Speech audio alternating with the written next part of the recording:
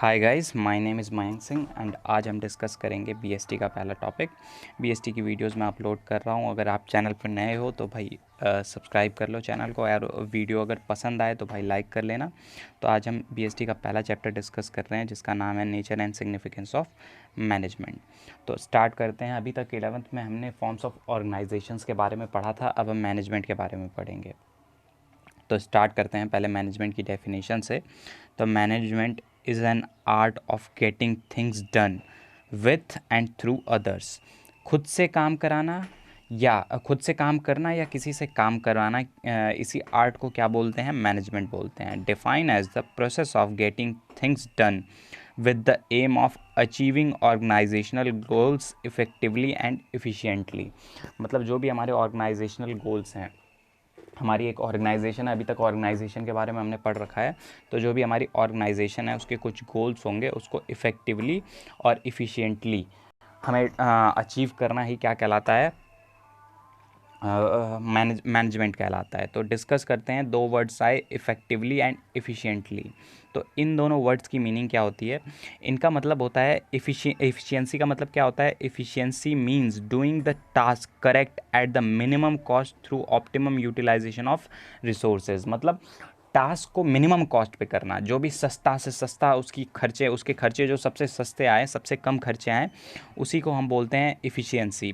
और इफ़ेक्टिवनेस क्या होता है? उसको खर्चा कोई भी आए लेकिन करेक्ट टाइम पे, एक पर्टिकुलर टाइम पीरियड पे उसे डन करना, विद इन टाइम पीरियड जो कि उसकी टाइम लिमिट है उसके अंदर उसे पूरा करना इफ़ेक्टिवनेस कहलाता है। मतलब इफ़िशियंसी पॉइंट को टाइम को कॉस्ट को ध्यान में रख के करा जाता है, और इफ़ेक्टिवनेस टाइम को ध्यान में रख के करा जाता है। तो इफ़ेक्टिवनेस की डेफिनेशन देख लेते हैं।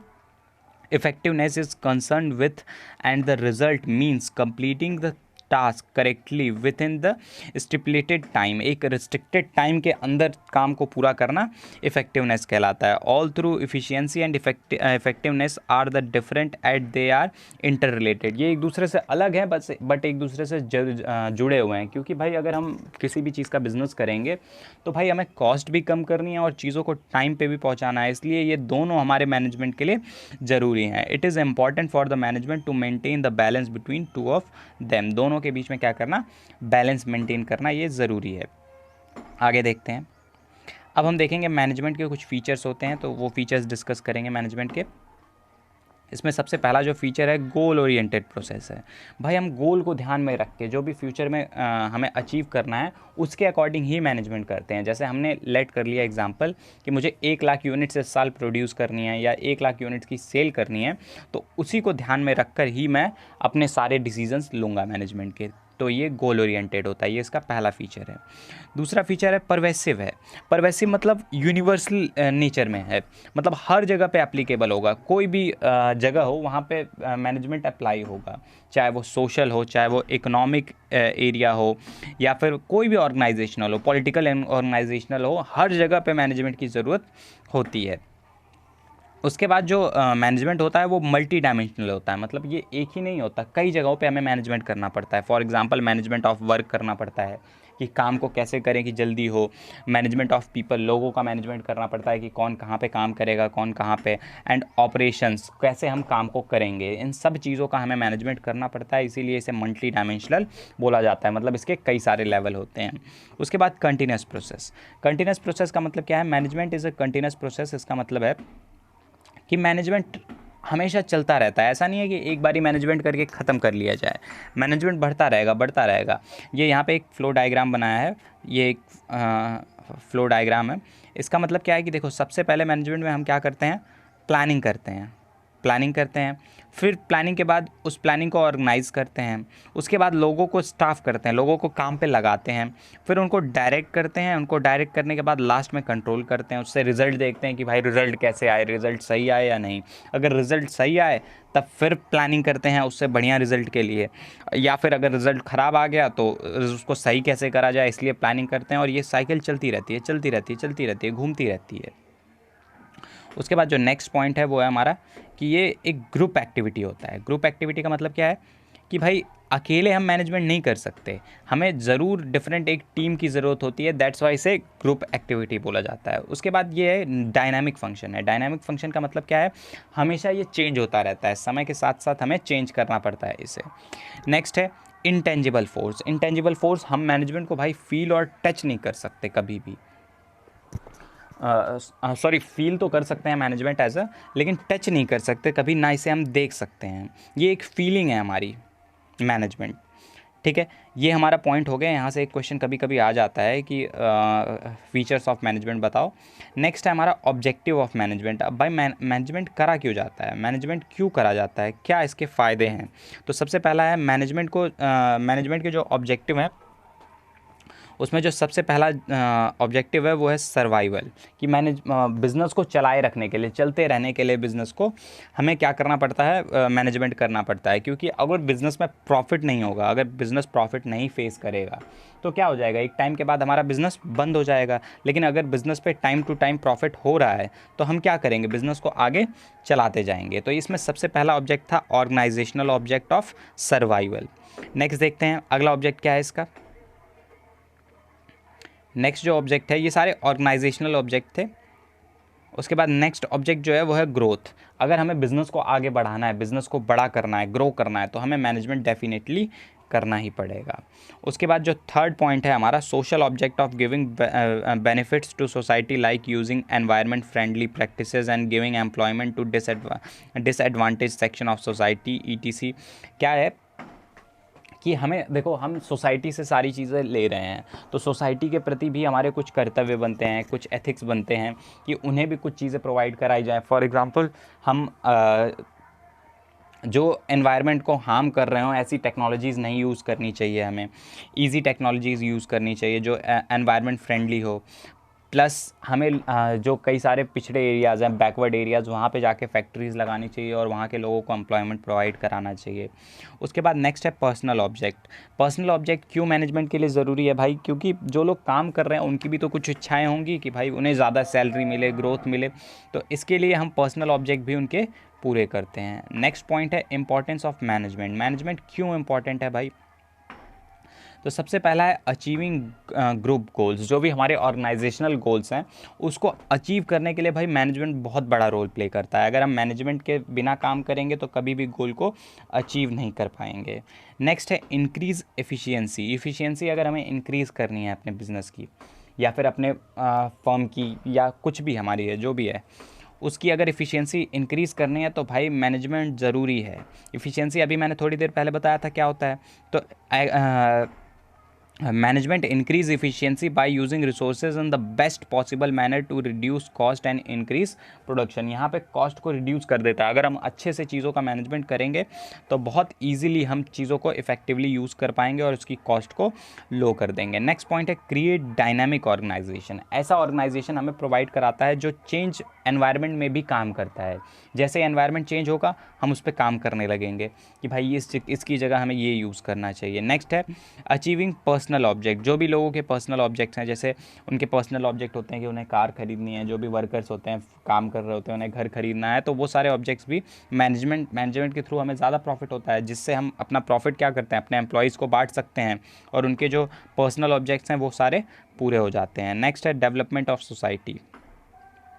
अगर हमारा बिज़नेस अच्छा चलेगा तो हम नई जगह अपना बिज़नेस ओपन करेंगे। अगर नई जगह ओपन करेंगे तो वहाँ के लोगों को एम्प्लॉयमेंट प्रोवाइड होगा, जिससे क्या होगा, या फिर अगर हमारा बिज़नेस अच्छा चलने लगेगा तो हम अच्छी क्वालिटी के प्रोडक्ट्स बनाएंगे, इसलिए जो सोसाइटी को भी इससे फ़ायदा होगा। तो ये पॉइंट था, ये इंपॉर्टेंस ऑफ मैनेजमेंट थी। नेक्स्ट देखते हैं management as an art. Management को तीनों रूपों से देखा जाता है, as a art, as a science and as a profession. तीनों तरीके से देखा जाता है। तो पहले हम डिस्कस करते हैं management as a art. Art क्या होता है, प्रैक्टिस करते करते करते करते हम उसमें थोड़े से क्या कहते हैं, एक्सपर्ट हो जाते हैं। तो इसीलिए based on practice and creativity, इसके according based on third point से स्टार्ट कर रहा हूँ, जो समझाना ज़्यादा इजी है उसको मैं पहले डिस्कस कर रहा हूँ। तो based on practice and creativity, जितना ज़्यादा हम प्रैक्टिस करेंगे उतना बढ़िया हम काम कर सकते हैं। सेम उसी तरह मैनेजमेंट जितना हम करेंगे, जितनी ज़्यादा हम इसकी प्रैक्टिस करेंगे उतना बढ़िया हम मैनेजमेंट कर सकते हैं। नेक्स्ट है personalized application. The use of basic knowledge different from person to person and thus art is very personalized concept. यहाँ पे क्या होता है, आर्ट क्या होता है, अलग पर्सन्स के पास अलग अलग आर्ट्स होती हैं, उनके पास अलग अलग टैलेंट होता है, तो उसके अकॉर्डिंग वो अपना काम डन करते हैं. सेम उसी तरह मैनेजमेंट भी है. मैनेजमेंट क्या है, लोगों की अलग अलग तरीके होते हैं काम करवाने से या काम करने के तरीके. इस वजह से मैनेजमेंट क्या होता है, एक पर्सनलाइज एप्लीकेशन बन जाता है. मतलब हर पर्सन टू पर्सन अलग अलग उसकी टेक्निक्स होती हैं मैनेजमेंट करने की. नेक्स्ट है existence of theoretical knowledge. Arts में हम ज़्यादातर क्या पढ़ते हैं, थ्योरेटिकल नॉलेज के बारे में पढ़ते हैं, प्रैक्टिकल नॉलेज कम होती है उसमें. सेम वही कॉन्सेप्ट मैनेजमेंट में भी रन करता है. यहाँ पे एक सिस्टमैटिक हम क्या करते हैं, थ्योरेटिकल नॉलेज ज़्यादा लेते हैं. आगे बढ़ते हैं, मैनेजमेंट एज अ साइंस. इसके बारे में समझते हैं कि मैनेजमेंट एज अ साइंस क्या होता है. तो मैनेजमेंट एज अ साइंस, इसका मतलब क्या है कि एक minute sorry, management as a science. Management as a science. Science is a systematic body of knowledge that is based on general truth which can be tested anywhere, anytime. The future of the science are follows. ठीक है, इसकी वजह से क्यों हम management को science कहते हैं. भाई साइंस क्या होता है कि एक सिस्टमैटिक बॉडी ऑफ नॉलेज होती है जिसके अकॉर्डिंग जो इसके एप्लीकेशंस होते हैं या लॉज होते हैं वो जनरली ट्रुथ होते हैं, जो कहीं पे भी अप्लाई करे जा सकते हैं. सेम इसी तरह मैनेजमेंट के भी जो रूल्स और रेगुलेशंस होती हैं वो हर जगह अप्लाई होती हैं. देखते हैं कैसे. Systemise body of knowledge. इसे सिस्टमाइज बॉडी ऑफ नॉलेज क्यों कहते हैं भाई. Science has a systemise body of knowledge based on practicals and experiment. Clear है, इसलिए साइंस को सिस्टमैटिक बॉडी ऑफ नॉलेज कहा जाता है. उसी तरह principle based on experiment and observations. Scientific principles are developed through experiment and observation. Management में भी क्या करा जाता है, अभी हम आगे देखेंगे, कई सारे हम रूल्स पढ़ेंगे या प्रिंसिपल्स पढ़ेंगे जो क्या है बहुत सारे लोगों पे अप्लाई करे गए हैं, ह्यूमन के नेचर पे अप्लाई करके उन्हें बनाया गया है. नेक्स्ट है यूनिवर्सली वैलिडिटी. जो हमारा मैनेजमेंट है वो क्या है, हर जगह पे अप्लाई होता है. सेम उसी तरह साइंस भी हर जगह पे अप्लाई होती है. नेक्स्ट है management as a profession. Management as a profession discuss करते हैं. तो देखो, सबसे पहले इसको प्रोफेशन क्यों बोला जाता है. Profession means an occupation for which specialise knowledge and skill required and entry is restricted. जैसे कोई भी हम प्रोफेशन ले ले, फॉर एग्जांपल चार्टर्ड अकाउंटेंट ले ले या हम ले सकते हैं लॉयर या फिर डॉक्टर्स. इनमें क्या होता है, एक स्पेशलाइज्ड नॉलेज चाहिए होती है प्लस उसके साथ एक स्किल रिक्वायर्ड होती है. किसी भी एक स्किल में वो बंदा परफेक्ट होता है. ये प्रोफेशन का मेन फीचर है.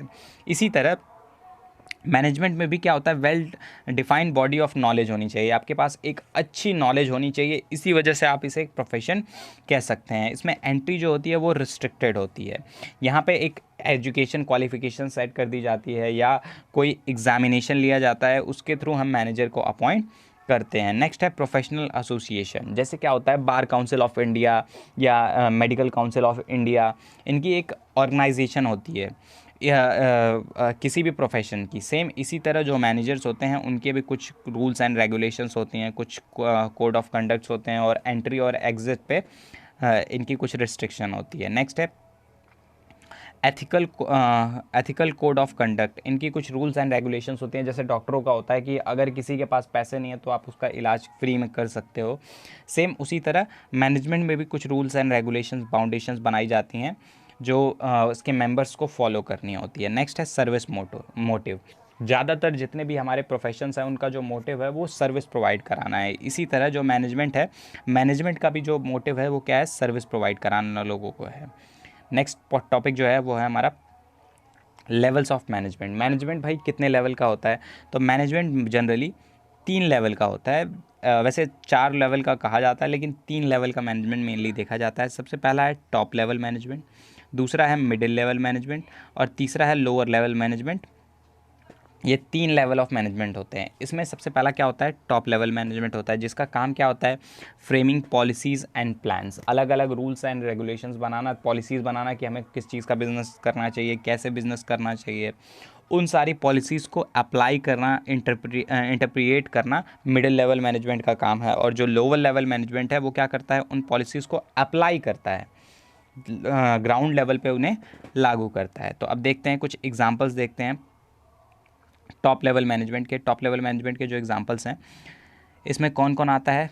चेयरपर्सन आता है, चीफ एग्जीक्यूटिव ऑफिसर CEO जिसे बोलते हैं, chief operating officer and equivalent and their team, ये सारे लोग क्या आते हैं? इसमें आते हैं। Chief task is to be integrate and to coordinate the various activities of business, framing policies, formulating organisational goals and strategies, goal decide करना, पॉलिसीज़ बनाना, ये सारा काम क्या होता है? टॉप लेवल मैनेजमेंट का होता है। मिडिल लेवल मैनेजमेंट का क्या काम होता है भाई? इसमें कौन कौन आता है? पहले डिवीज़न और departmental head, plant superintendent and operation managers, जो भी फाइनेंस मैनेजर होते हैं, HR मैनेजर होते हैं, सेल्स मैनेजर होते हैं, वो सारे मैनेजर किस में आते हैं? मिडिल लेवल मैनेजमेंट पे आते हैं। और इनका जो मेन टास्क होता है, एक टास्क तो होता है कि टॉप लेवल मैनेजमेंट को एडवाइस देते हैं कि ये काम आपको करना चाहिए, ये काम नहीं करना चाहिए। प्लस उसके साथ ही इनका और दूसरा क्या काम होता है कि जो भी पॉलिसीज़ टॉप लेवल मैनेजमेंट ने बनाई हैं, वो सारी पॉलिसीज़ को अप्लाई कराना, उसको इंटरप्रिएट करना, उसमें अगर कोई खामियां हैं तो उसे सही कराना, ये सारे काम क्या होते हैं? मिडिल लेवल मैनेजमेंट के होते हैं। उसके बाद नेक्स्ट हमारा जो आता है वो होता है लोअर लेवल मैनेजमेंट या सुपरवाइज़र लेवल।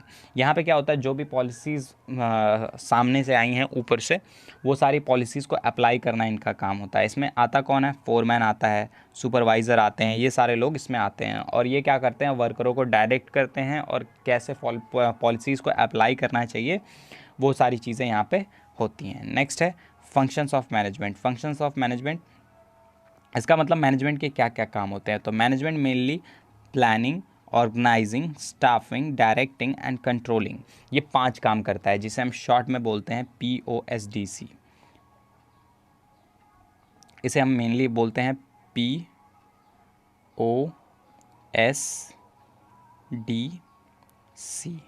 POSDC, मतलब planning, organising and staffing, directing and controlling, ये मैनेजमेंट के काम होते हैं। और आगे चल के यही सारे हम चैप्टर्स डिस्कस करेंगे, planning, organising, staffing, directing and controlling. आगे बढ़ते हैं। लास्ट जो इस चैप्टर का टॉपिक है वो है कोऑर्डिनेशन का मतलब क्या है? 2 लोगों के बीच में अच्छा रिलेशन एस्टेब्लिश करना। एक कहावत है कि anything minus management is equal to zero या फेलियर, कि अगर किसी भी चीज़ में से मैनेजमेंट हटा दिया जाए तो वो चीज़ रह ही नहीं जाती, वो चीज़ कभी भी पूरी नहीं हो सकती, वहाँ पे फेलियर आना पक्का है। सेम उसी तरह अगर मैनेजमेंट में से कोऑर्डिनेशन माइनस कर दिया जाए, management minus coordination is also become failure या ज़ीरो। तो ये हमारे यहाँ पे सबसे बड़ी एक कहावत है, मैनेजमेंट में चलती है कि anything minus management is equal to zero या फेलियर। और मैनेजमेंट माइनस कोऑर्डिनेशन का मतलब क्या होता है? अगर मान लो हमारा बिजनेस है और लोगों के बीच में अच्छा कोऑर्डिनेशन ही नहीं है, अच्छे रिलेशन ही नहीं है, एक दूसरे से हमेशा लड़ाई करते रहते हैं, तो क्या हम अपने ऑर्गेनाइजेशनल गोल्स को अचीव कर पाएंगे? बिल्कुल नहीं। यहाँ पे एक चार्ट बनाया गया है कि जितने भी फंक्शंस हैं, जितने भी काम हैं मैनेजमेंट के, प्लानिंग करना, ऑर्गेनाइजिंग करना, स्टाफिंग करना, डायरेक्टिंग करना, कंट्रोलिंग करना, इन सब के बीच में कोऑर्डिनेशन ज़रूरी है। अगर कोऑर्डिनेशन नहीं तो हम सही से काम नहीं कर पाएंगे। अब देखते हैं इंपॉर्टेंस ऑफ कोऑर्डिनेशन क्या है भाई। सबसे पहला क्या है? Coordination integrates group effort. जो भी ग्रुप एफर्ट होता है ना, उनको इंटीग्रेट कर देता है, एक साथ कर देता है। अब मान लो एक ही काम को 10 लोग कर रहे हैं, लेकिन सब अलग अलग मिल के कर रहे हैं, अलग अलग कर रहे हैं। अब जब हमने उसमें कोऑर्डिनेशन एस्टेब्लिश करा तो सारे लोग एक साथ मिल के काम करना शुरू हो गए, जिसकी वजह से क्या हुआ? जो इंडिविजुअल एफर्ट था वो क्या बन गया? अब ग्रुप एफर्ट बन गया। अब एक दूसरे की लोग मदद भी करेंगे और जो हम गोल को अचीव कर रहे हैं वो जल्दी अचीव कर पाएंगे। Coordinates ensure unity of action. यहाँ पे सारे एक साथ मिलके काम करना शुरू कर देते हैं कोऑर्डिनेशन की वजह से। Coordination is a continuous process. Coordination हमेशा चलता रहता है, ऐसा नहीं है कि कोऑर्डिनेशन कुछ टाइम के बाद ख़त्म हो जाएगा। नेक्स्ट है coordination is all pervasive function. मतलब कोऑर्डिनेशन तो अपनी हर जगह ज़रूरी है भाई, बिना कोऑर्डिनेशन के हम कोई भी काम नहीं कर सकते। नेक्स्ट है coordination is responsibility of all managers. जितने भी मैनेजर हैं, कोई भी मैनेजर हो, उसके लिए कोऑर्डिनेशन एक रिस्पॉन्सिबिलिटी है। अगर वो मैनेजर कोऑर्डिनेशन स्टैब्लिश नहीं कर पा रहा अपनी टीम में, अपने ऑर्गेनाइजेशन में, तो कभी भी वो बिजनेस ग्रो नहीं करेगा। इसलिए coordination is the responsibility of all managers. Next है coordination is a deliberate function. Coordination is never establish by itself, rather it is consequence effort of the part of every manager. क्या होता है? जो coordination है ना, ये कभी भी अकेले एस्टेब्लिश नहीं करा जा सकता। यहाँ पे मान लो दो लोग हैं, एक बंदा अच्छे से बात कर रहा है, दूसरा वाला उसे सामने वाला गाली दे रहा है, तो कभी भी हम इसे कोऑर्डिनेशन नहीं कहेंगे। सामने वाला भी अगर अच्छे एफर्ट दिखाता है और हम भी अच्छे एफर्ट दिखाते हैं, तभी कोऑर्डिनेशन एस्टेब्लिश हो सकता है। बिना दोनों साइड के एफर्ट के कभी भी कोऑर्डिनेशन एस्टेब्लिश नहीं होगा। तो ये हमारी वीडियो थी फर्स्ट चैप्टर की। यहाँ पे फर्स्ट चैप्टर हमने डिस्कस करा बिजनेस स्टडीज़ का nature and significance of management. ऐसे ही करके मैं बाकी सारे चैप्टर्स की वीडियोस बना दूंगा।